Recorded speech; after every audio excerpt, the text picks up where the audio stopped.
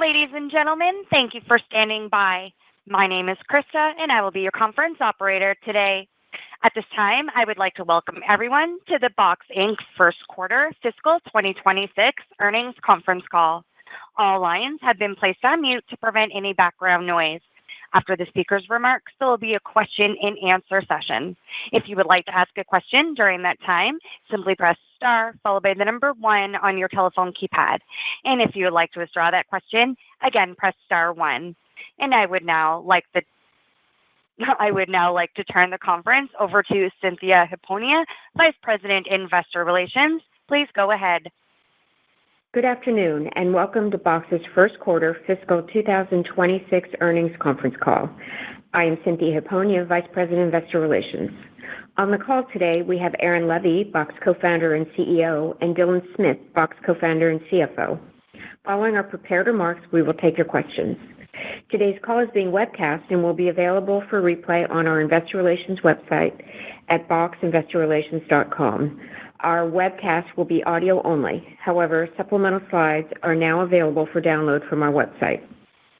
On this call, we will be making forward-looking statements, including our second quarter and full year 2026 financial guidance, and our expectations regarding our financial performance for fiscal 2026 and future periods, including gross margins, operating leverage, future profitability, net retention rates, remaining performance obligations, revenue and billing, and the impact of foreign currency exchange rates and deferred tax expenses, and our expectations regarding the size of our market opportunity, our planned investments, future product offerings, and growth strategies, our ability to achieve our revenue, operating margins, and other operating model targets, the timing and market adoption of and benefits from our new products, pricing models, and partnerships, our ability to address enterprise challenges and deliver cost savings for our customers, the impact of the macro environment on our business and operating results, and our capital allocation strategies, including potential repurchase of our common stock. These statements reflect our best judgment based on factors currently known to us, and actual events or results may differ materially. Please refer to our earnings press release filed today and the risk factors in documents we file with the SEC, including our most recent annual report on Form 10-K for information on risks and uncertainties that may cause actual results to differ materially from statements made on this earnings call. These forward-looking statements are being made as of today, May 27th, 2025, and we disclaim any obligation to update or revise them should they change or cease to be up to date. In addition, during today's call, we will discuss our non-GAAP financial measures. These non-GAAP financial measures should be considered in addition to, and not as a substitute for or in isolation from, our GAAP results. You can find additional disclosures regarding these non-GAAP measures, including reconciliations with comparable GAAP results, in our earnings press release and in the related supplemental slides, which can be found on the IR page of our website. Unless otherwise indicated, all references to financial measures are on a non-GAAP basis. Thank you. And with that, let me turn the call over to Aaron. Thank you, Cynthia, and thank you all for joining the call today. We had a strong start to FY26 with results reflecting continued growth in customer demand for Box AI. In Q1, our revenue grew 4% year over year, or 5% in constant currency. RPO grew 21% year over year, and we saw strong outperformance on billings. We delivered operating margins of 25.3% and EPS of 30 cents, 4 cents above our guidance. Following the launch of Enterprise Advanced late in Q4, in Q1 we saw strong momentum in customer adoption as enterprises look to Box to help them transform their AI-driven workflows around content. Examples include a leading university hospital upgraded to Enterprise Advanced and significantly expanded their Box seats. Currently, content is siloed across the organization, and they aim to make Box their single source of truth while unlocking value through Box apps and AI-driven metadata extraction. An investment advisory firm who has already been leveraging the Box AI API for metadata extraction upgraded to Enterprise Advanced to expand their use of diverse AI models through the Box AI Studio. They also plan to use Box Apps dashboards to manage and organize critical business information more strategically and leverage DocGen to further streamline operations. A financial services firm and a new Box customer purchased Enterprise Advanced to modernize and secure their critical business data by moving from an outdated on-prem system to Box. Looking to improve their control over sensitive content for personally identifiable information, enhance their user experience, and optimize their retention strategy, they needed a scalable, compliant platform supporting loan origination, HR, and legal functions. In the first quarter, I had the opportunity to meet with well over 100 customers, and it's incredibly clear that there is a fundamental shift in what business will look like in an AI-first world. In fact, tomorrow, we are releasing our first State of AI in the Enterprise survey, where we recently surveyed over 1,300 IT leaders across a range of industries and geographies. More than half of the respondents expect to see transformation from AI in the next 2 years, and nearly 90% are already using AI agents in some capacity. And many of the top desired use cases for AI are around working with documents and unstructured data. What's clear is that as companies increasingly go AI first, they are beginning to rethink how they can take advantage of their enterprise content, from their contracts and invoices to their research data and marketing assets.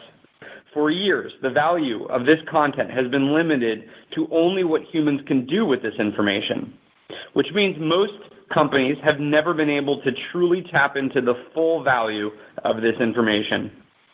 But in a world of AI and AI agents, this finally becomes possible.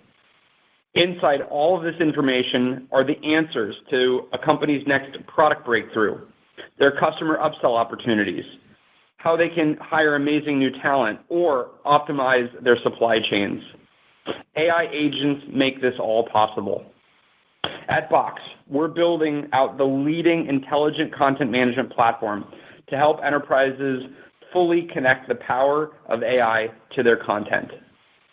Now, to deliver on this strategy, at our Content Plus AI Summit in mid-May, we announced our biggest set of AI agent updates ever, designed to transform how organizations work with their content.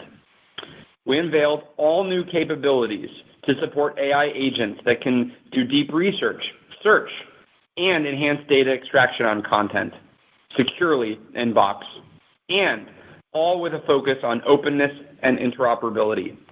Imagine being able to have AI agents that can comb through any amount of your unstructured data, contracts, research documents, marketing assets, film scripts, financial documents, invoices, and more to produce insights or automate work. Box AI agents will enable enterprises to streamline a due diligence process on hundreds or thousands of documents in an M&A transaction, correlate customer trends amongst customer surveys and product research data, or analyze life sciences and medical research documents to generate reports on new drug discovery and development. None of this would have been possible even a year ago. But with the cost of AI inference dropping, context windows expanding to support larger data sets, reasoning models handling much more complex tasks, and better understanding of designing agentic workflows, this all of a sudden becomes possible. Next, we believe in a world where AI agents work together to complete tasks across platforms. So this means that an AI agent from Box could work across an enterprise's entire AI stack. In addition to our newly announced Box AI agent for Microsoft 365 Copilot and IBM Watson X Orchestrate, Box AI agents are available or in development with Google Agent Space, Salesforce Agentforce, Slack AI, ServiceNow AI Agent Fabric, and the Zoom AI Companion.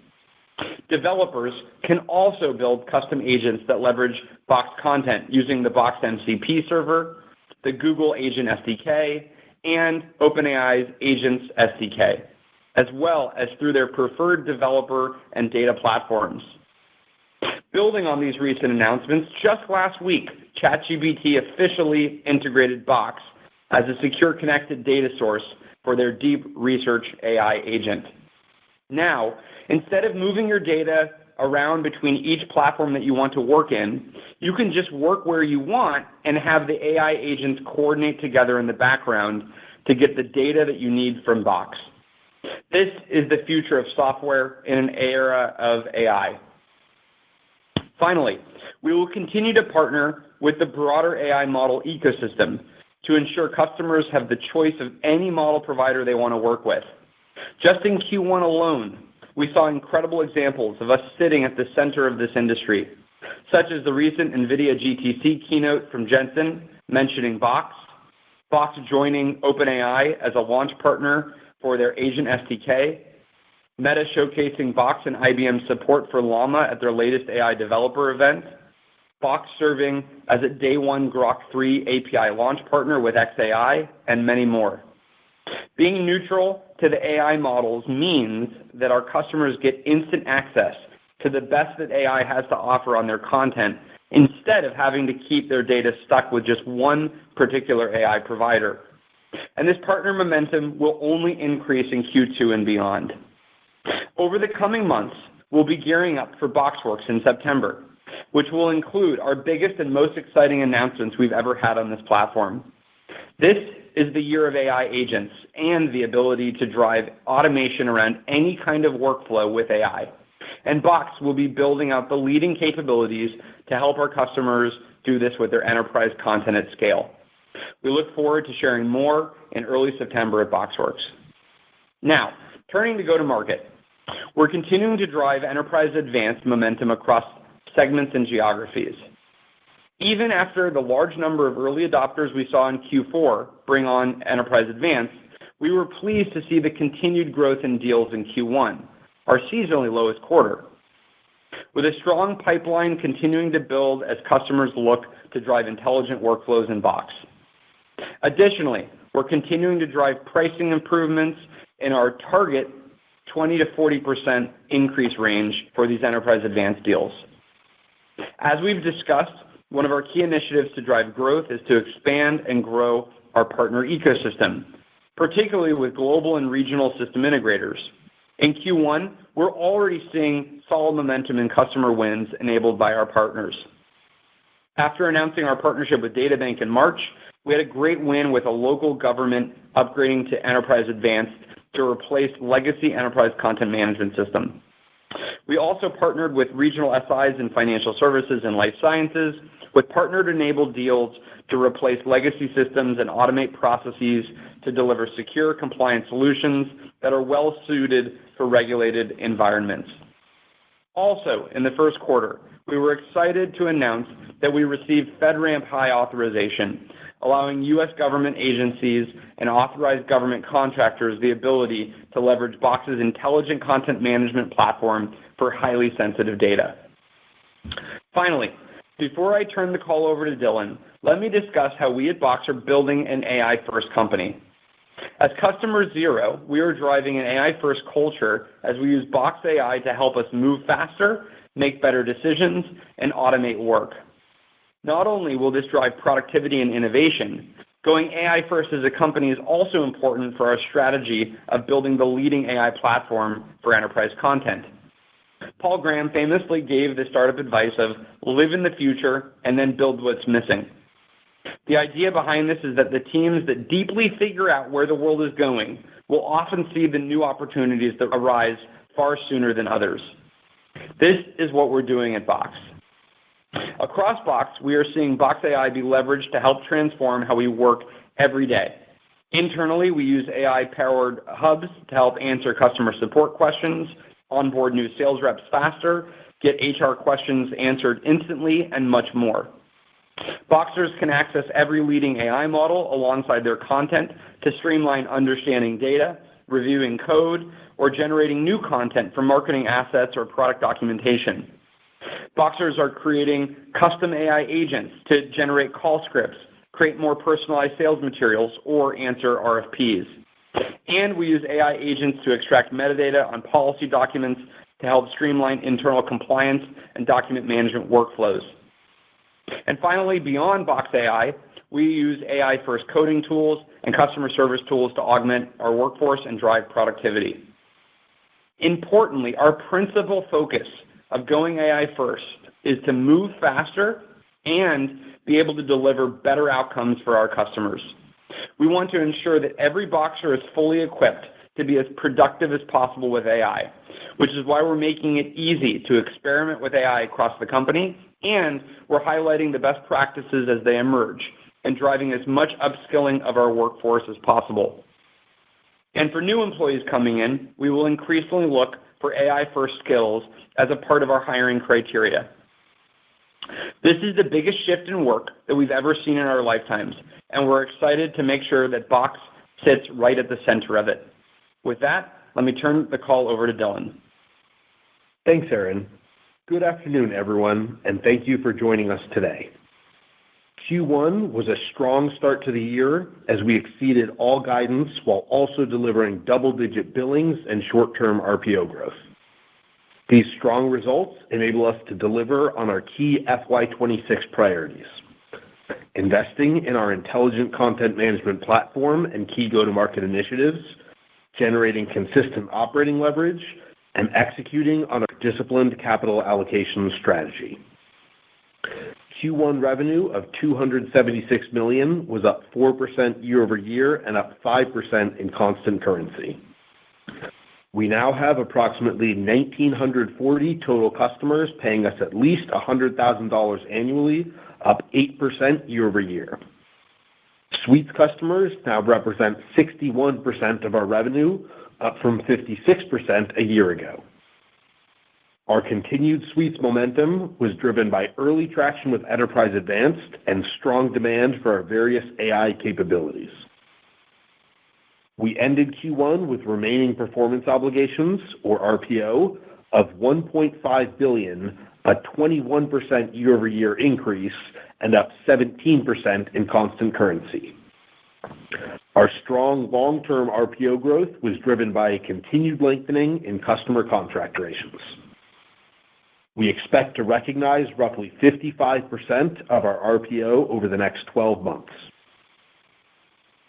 Q1 billings of $242 million were up 27% year-over-year and up 17% in constant currency. This result exceeded our expectations of low to mid-teens growth due to strong bookings, including a tailwind from early renewals of approximately 400 basis points. FX also provided a tailwind of 700 basis points versus our prior expectations. We ended Q1 with a net retention rate of 102%, up from 101% a year ago, and in line with our expectations.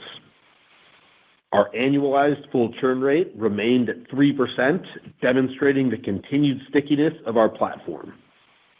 We continue to expect our net retention rate to improve to 103% exiting FY26.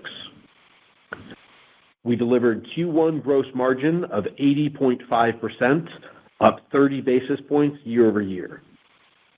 As a reminder, in Q1 of last year, our gross margin benefited by approximately 100 basis points due to data center equipment sales in the quarter. Q1 gross profit of $222 million was up 5% year over year, slightly exceeding our revenue growth rate. We delivered Q1 operating income of $70 million and operating margin of 25.3% versus 26.6% in the year-ago period. Adjusting for the impact of data center equipment sales, the leap year, and FX, operating margin would have been up 90 basis points year over year.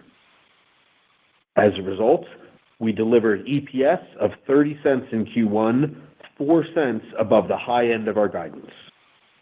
This includes a negative impact of 1 cent from FX and 12 cents from non-cash deferred tax expenses. I'll now turn to our cash flow and balance sheet. In Q1, we generated free cash flow of $118 million and cash flow from operations of $127 million. We ended Q1 with $792 million in cash, cash equivalents, restricted cash, and short-term investments. In Q1, we repurchased 1.6 million shares for approximately $50 million. As of April 30th, 2025, we had approximately $152 million of remaining buyback capacity under our current share repurchase plan. We remain committed to opportunistically returning capital to our shareholders through our ongoing stock repurchase program. With that, let me now turn to our Q2 and FY26 guidance. As a reminder, approximately one-third of our revenue is generated outside of the U.S., with roughly 65% of our international revenue coming from Japan. Before providing guidance, I wanted to remind you of the tax impacts we mentioned on our last call. We continue to expect that the non-cash deferred tax expenses will be an incremental non-GAAP EPS headwind of $0.52 in FY26. For the second quarter of fiscal 2026, we expect Q2 revenue to be in the range of $290 to $291 million, representing approximately 8% year-over-year growth at the high end of the range and 6% growth in constant currency. We anticipate our Q2 billings to be roughly flat year-over-year. This includes an expected tailwind from FX of approximately 70 basis points, as well as roughly 230 basis point negative impact from Q1 early renewals. We expect Q2 gross margin to be approximately 81%. We anticipate our Q2 non-GAAP operating margin to be approximately 28% versus 28.4% a year ago. Note that this includes the impact of a 70 basis point headwind from data center equipment sales in the year-ago period, offset by an expected FX tailwind of approximately 80 basis points. We expect our Q2 non-GAAP EPS to be in the range of 30 cents to 31 cents, which includes an expected tailwind of approximately 2 cents from FX.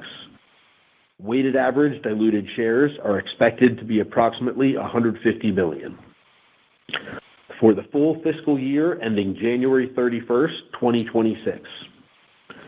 While our strong Q1 results and Enterprise Advanced momentum give us confidence in our ability to execute, we are mindful of the macroeconomic uncertainty and potential impact to IT spending. While this environment has not had a material impact on our business so far, we want to remain prudent in our outlook for the remainder of fiscal 2026. We now expect revenue to be in the range of $1.165 to $1.17 billion, representing a $10 million increase versus our previous guidance and roughly consistent on a constant currency basis. This represents approximately 7% year-over-year growth, or approximately 6% in constant currency. We now expect a tailwind of approximately 120 basis points from FX. We expect our FY26 billings growth to be approximately 9%, including a tailwind of approximately 340 basis points from FX. We expect FY26 gross margin to be approximately 81%. When adjusting for the impact from data center equipment sales last year, which also flows through to operating margin, this represents a year-over-year improvement of 40 basis points. We expect our FY26 non-GAAP operating margin to be approximately 28%, including a tailwind of approximately 40 basis points from FX. As we look at the linearity of operating margin in the second half of the year, please note that our annual customer conference BoxWorks has moved from Q4 to Q3, shifting approximately $3 million in expenses into Q3. We now expect FY26 non-GAAP EPS to be in the range of $1.22 to $1.26, including an expected tailwind of approximately 7 cents from FX. This represents an increase of 9 cents or 2 cents on a constant currency basis. Weighted average diluted shares are expected to be approximately 151 million. FY26 is off to a strong start, driven by continued growth in customer demand for Box AI. As we outlined at Financial Analyst Day, we are in the early innings of a once-in-a-generation opportunity that will revolutionize how AI can transform content in the enterprise. We will continue to invest in our intelligent content management platform and key go-to-market initiatives to execute against this opportunity, and we remain firmly committed to driving meaningful long-term improvements in our financial profile from top to bottom. With that, Aaron and I will be happy to take your questions. Operator? Thank you. We will now begin the question and answer session. If you would like to ask a question, please press star one on your telephone keypad to raise your hand and join the queue. And if you'd like to withdraw that question, again, press star one. Your first question comes from George Kurosawa with Citi. Please go ahead. Actually, operator, pardon me, George. Yeah, one quick correction, Dylan. Go ahead. Oh, just wanted to note for our Q1 results for EPS, that had included a benefit of 1 cent from FX, whereas I'd mentioned that as a 1 cent negative impact. So it was actually a 1 penny tailwind due to FX in the quarter. Great, thank you. George, you can go ahead with your question. Okay, great. Thanks for taking the question. I'm on for Steve. Maybe just to touch on the demand picture, kind of the topic of the quarter. It sounds like you're not seeing much in the business, but maybe there's a little bit incrementally baked into the guide. If you could just talk about, how customer conversations have been, and then help us frame what kind of incremental prudence you've baked into the guidance. Yeah, so overall, very healthy, robust customer conversations. As you saw in the Q1 results, we're very happy with the Q1 performance, seeing strong momentum coming into Q2. The AI, kind of first strategy that we've laid out for customers, I think is resonating. All of our customer conversations are either starting with or at some point in the conversation turning into really AI-oriented conversations around how companies can get the most out of their unstructured data, automate workflows, bring intelligence to their content. So a lot of momentum on that front. And then overall, we wanted to just be prudent with the overall environment. Obviously, it's a dynamic macro, and so just trying to balance all those factors right now. Okay, great. That's helpful. And then maybe just a follow-up, question we're getting is, billings and RPO growth really strong, 17% quarter on quarter. You guys are guiding to 6% for constant currency revenue growth. If you could just kind of help us bridge the gap there. It sounds like maybe there was a little timing in Q1. Just anything else we should keep in mind there? Yeah, so really primarily comes down to the timing, and we had even called out heading into the quarter that we did expect to see somewhat of a unique dynamic in the billings growth rate between Q1 and Q2, but with the first half and second half being relatively consistent. And then we saw that even a little bit more pronounced because of that early renewal dynamic. So we called that out, and in terms of the impact, we saw about $7 million in early renewals included in that benefit to Q1 billings. That's what represents the roughly 400 basis point impact that I mentioned. That's what that $7 million is, and about $6 million of that comes straight out of Q2. So basically making that Q1 to Q2 impact a little bit more pronounced.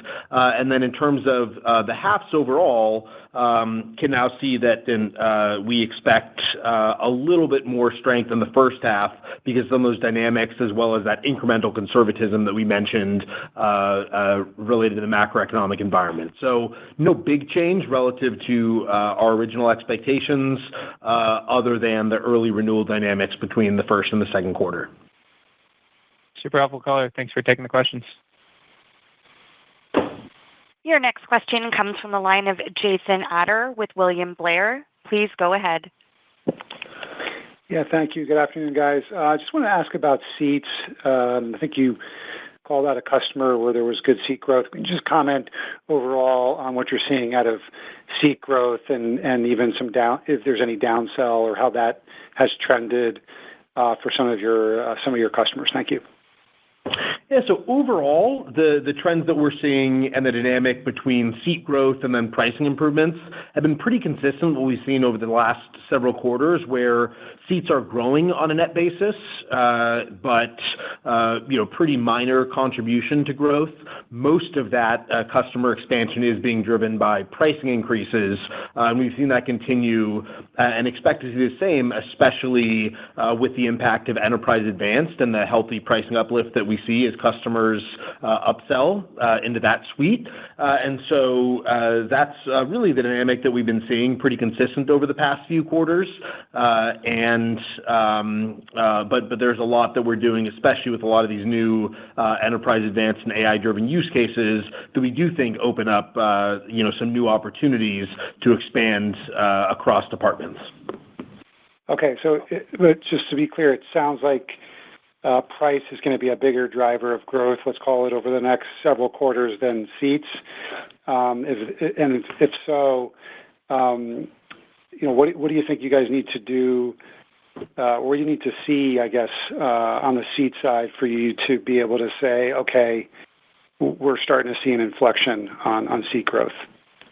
Yeah, so that's exactly right in terms of what we're baking in to our expectations for this year with pricing and driving the lion's share of that expansion. And then on the seat side, a lot we're doing again around, kind of the use cases that we're pushing that Enterprise Advanced enables, as well as with, new logos and some of the go-to-market investments that we've called out as a way to reach, kind of new customers and grow the overall seat base from there. And then certainly as that dynamic evolves, we'll be sure to provide updates in terms of what we're seeing in the business.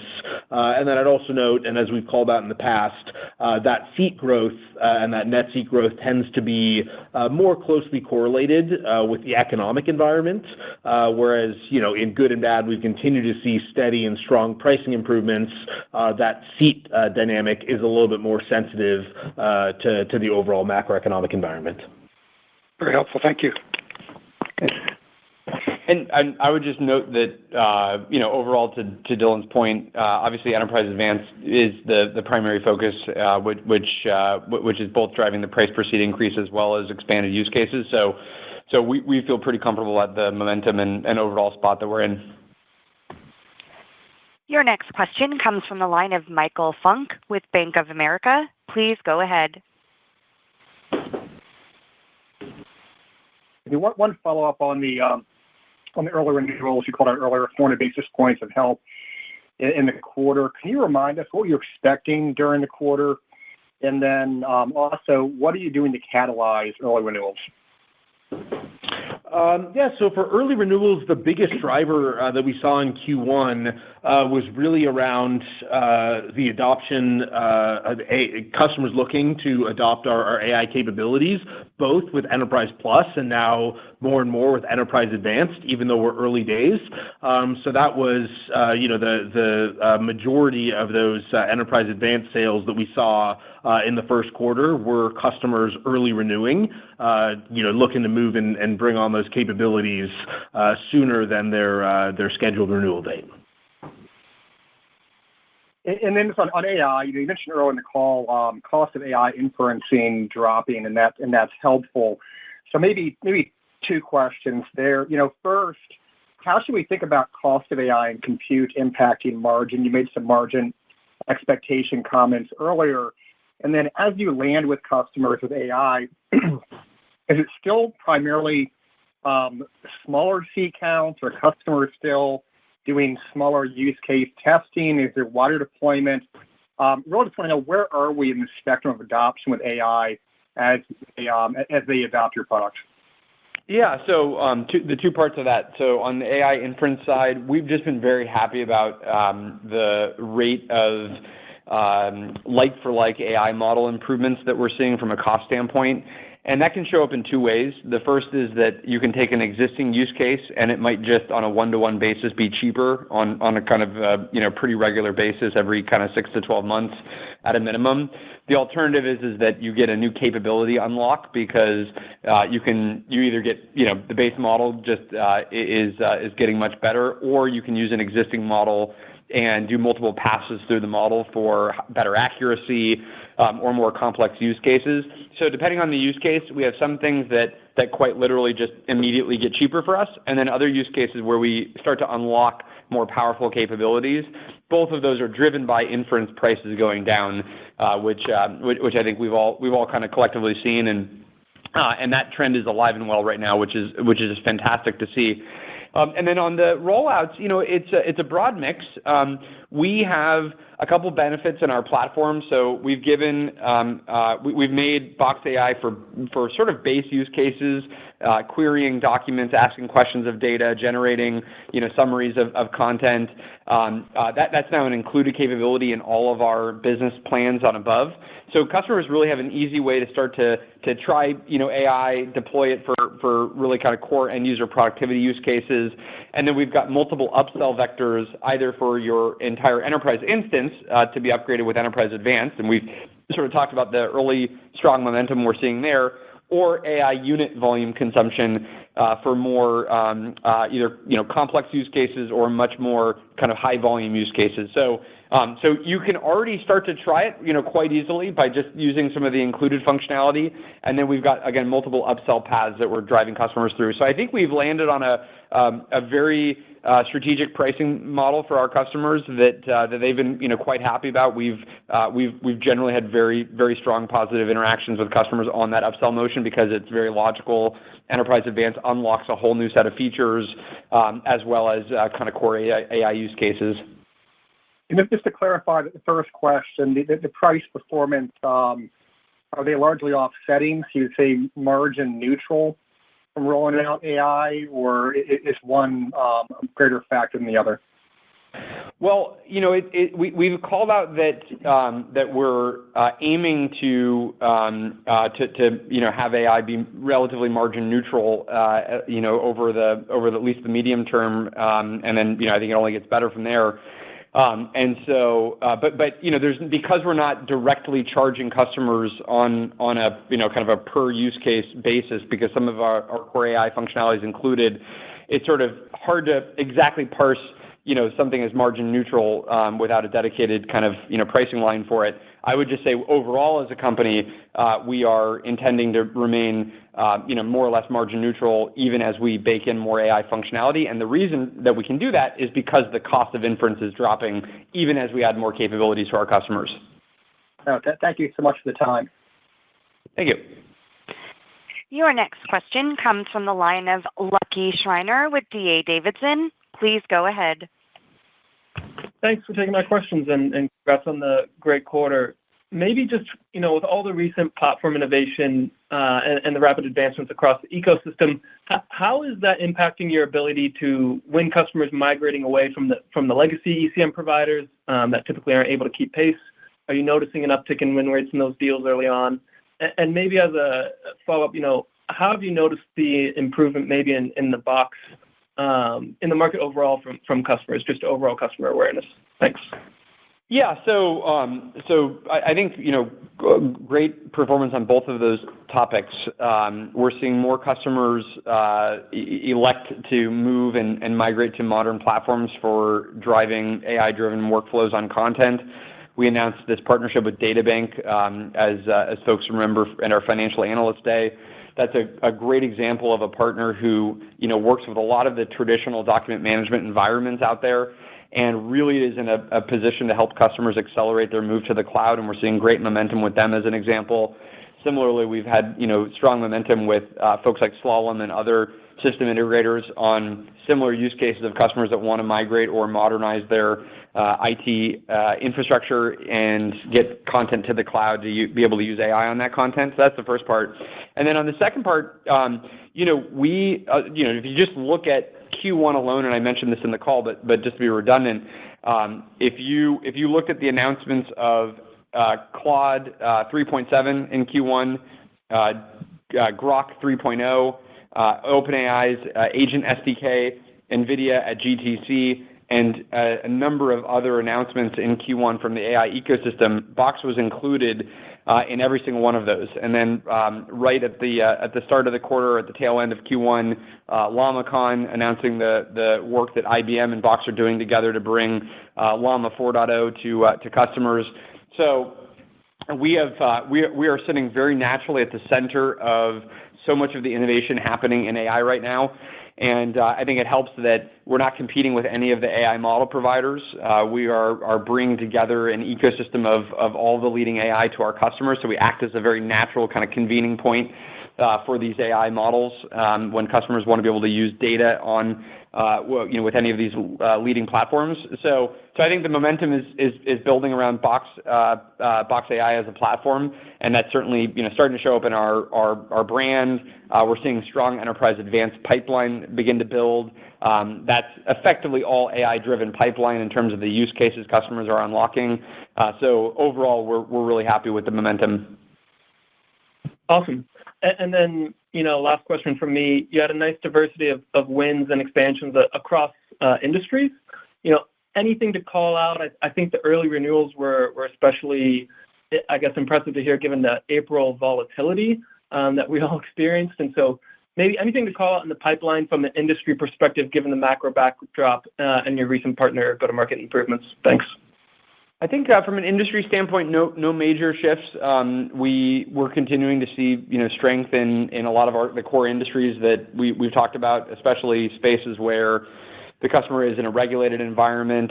Data is mission critical for them. So one thing that can't be underscored enough is as you want to do AI on your data, all of the things that we've gotten very good at over nearly two decades of working in the enterprise become mission critical. So how do I secure my content? How do I make sure it's compliant? How do I ensure that only the right people have access to the data, especially via agent interactions? Our CTO has a great quote of AI agents can't keep a secret.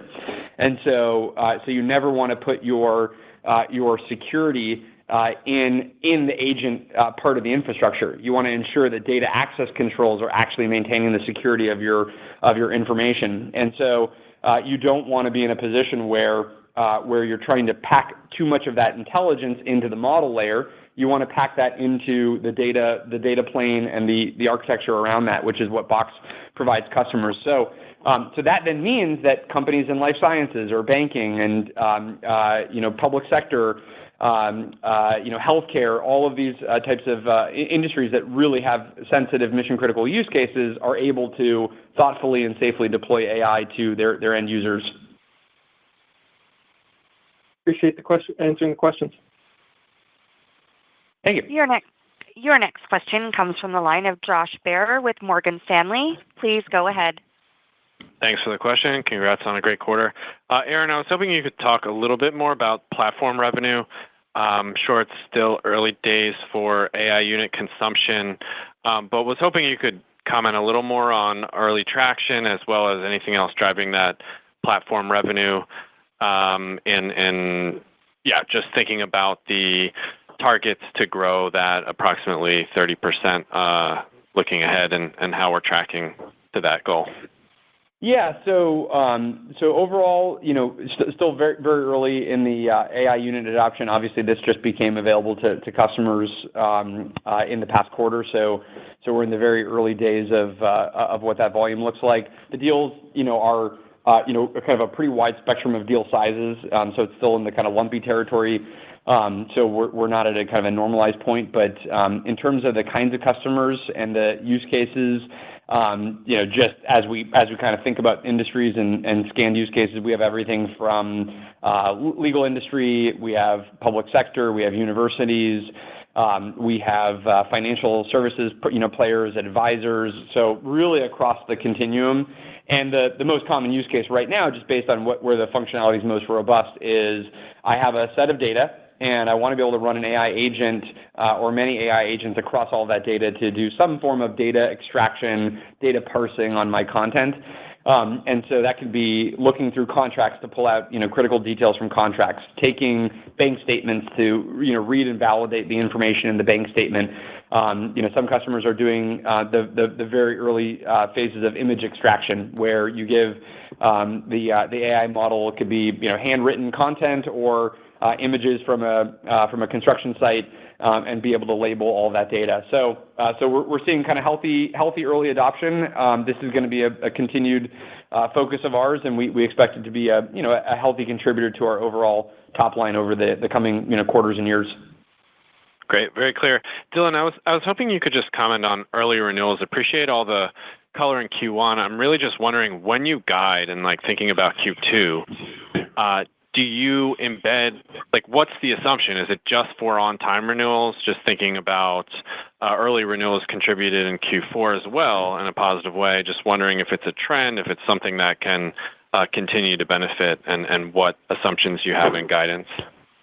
Sure. So we do assume that there's some volume of early renewals, and because we don't have perfect line of sight into those, we tend to be fairly conservative. And to your point, that has been an area of outperformance, a few times over the past year or two. So we do assume that we're going to have some early renewals, but not at the same rate as we saw over the past couple of quarters, especially because some of those were just customers who were looking to get into Enterprise Advanced as quickly as possible. Some of our most loyal customers who've been more familiar with that, but certainly optimistic that we'll continue to see higher than historical volumes of those early renewals, and to the extent that becomes more consistent trends, then we would update those assumptions around early renewal volume as it relates to our guidance as well. Great, thanks. Your next question comes from the line of Pinjalim Bora with JP Morgan. Please go ahead. Great. One question for Aaron. I have a follow-up for Dylan. Aaron, as Box kind of integrates with different AI partners, OpenAI for deep research and others, how do you make sure that the engagement with some of these external AI vendors versus you keeping the engagement within the Box platform? Because Box was also thinking of coming out with deep research. Right now, you can actually do deep research with OpenAI. So how do you think of that bifurcation? How are you monetizing the people who are doing deep research on Box through OpenAI, for instance, and as that kind of proliferates beyond OpenAI and some other AI partners? Yeah, great question. Something we think quite a bit about and spend a lot of time on. There's just to get philosophical for 5 seconds. There's going to be this question for years and years, I think, in AI around kind of which layer of the stack do you occupy, and what's everybody's role in this. And we sort of are going to occupy 2 parts of the stack. So if there's like 2 or 3 or 4 layers going down to the infrastructure, we're in about 2 of them, which is we're in the software plane for the end user interaction at the SaaS level, and then we're in the data kind of platform plane as well as an API, either agentic APIs or regular APIs, and we want to basically have both of those execute as fast as possible and as much in tandem as possible, because we are not going to be, no single company is going to decide where all of a user does its work. It's just not possible. And Bill Joy had this famous quote, 35 years ago or whatever, that said, "There's more developers outside of Sun than inside of Sun," and so we're more smart developers. With the implication being like, you just have to let 1,000 flowers bloom. You do not want to be in a position where you're trying to kind of king make any particular experience or platform or use case. There's just simply too much innovation happening. And so, kind of similarly, your data is going to eventually need to flow to wherever the work is getting done. And no one platform will be able to control where that work is getting done because the internet's too large. Companies have too many different use cases they want to go and solve. So because of that, our focus is ensuring that we can agentically bring information to wherever the user is doing their work. So there's like no game theory where you could ever kind of contemplate closing off access to a particular platform simply because the users want to be able to do the work where they want. And so given that, we kind of flip it and we say, okay, so then we should be everywhere and ensure that the customer never has to make a sort of kind of a core decision about where their content can be managed by virtue of where they want users doing work. We want to make sure that you can manage your content one place and ensure that it works everywhere. From a monetization standpoint, there's a few different ways that gets monetized. Certainly, the end user seat gets monetized, and so to the extent that you have a user on ChatGPT asking a deep research question, by definition, they have a seat that is sort of processing that, and that's where I get into this idea of AI agents can't manage security. The end user still has to have access controls that allow them to access the content that is relevant for that deep research query. So there's no way to there's no way to sort of game the system and sort of have all the data in one end user account and have that show up to multiple, users in ChatGPT. By definition, you need those two things to be aligned to ensure the proper security. So that's how you monetize via seats. And then in this case, Deep Research is using our direct APIs, but as more and more use cases emerge where you have a third-party system that wants to use an AI agent within Box, where we've announced partnerships with Salesforce Agentforce and Google Agent Space and IBM kind of Watson X, Orchestrate. As you have those use cases, that will be monetized via our AI unit volume. So as you have more queries going into Box that are agentic in nature, then we'll just charge on a per volume basis for those. So let's say you're inside of Agentforce, inside of Salesforce, and you want an AI agent to go extract metadata from documents. We'll monetize that exactly the same way that we would monetize that if that workflow was driven directly in the Box product from an end user standpoint. So we think we've got our bases covered. Obviously, over time you might be able to argue, okay, well there might be a slightly different margin depending on the modality of the usage, but overall we're just massive believers that an open internet is a better one, and interoperability is long term always going to be better for us. Because the more places people want to be able to do work from, and the more places they can successfully do that work from, the more need they have for an open and interoperable data platform connected to all those systems.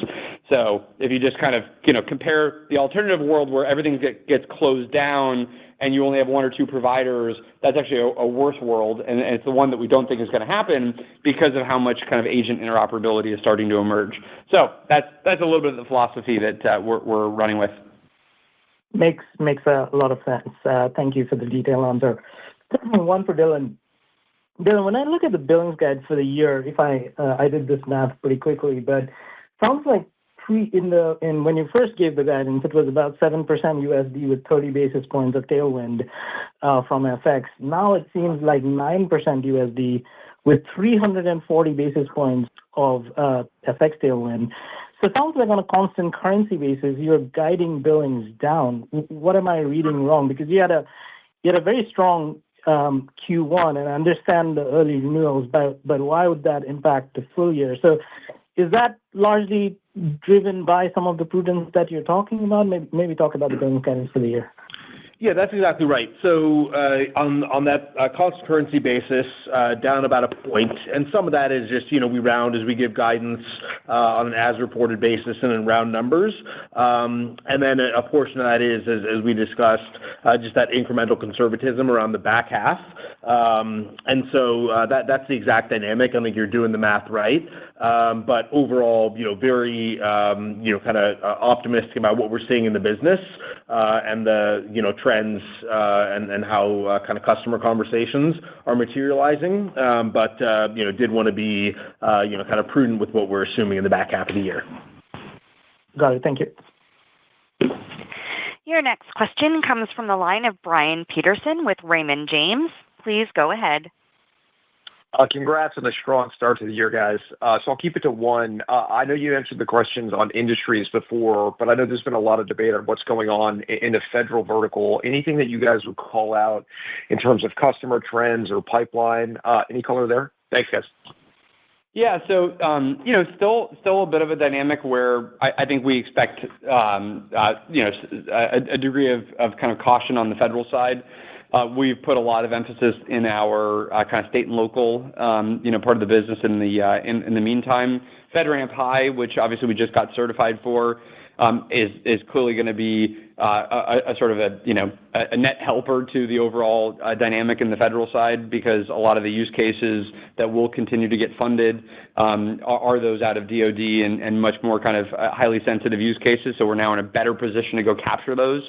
So I would still say dynamic environment, but we're happy with FedRAMP High as a way to bolster that position, and we're very happy about the kind of overall AI momentum that we're driving. Thanks, Aaron. And that concludes our question answer session. I will now turn the call back over to Cynthia Hiponia for closing comments. Great. Thank you, everyone, for joining us today, and we look forward to updating you again on our next earnings call. And this concludes today's conference call. Thank you for your participation, and you may now disconnect.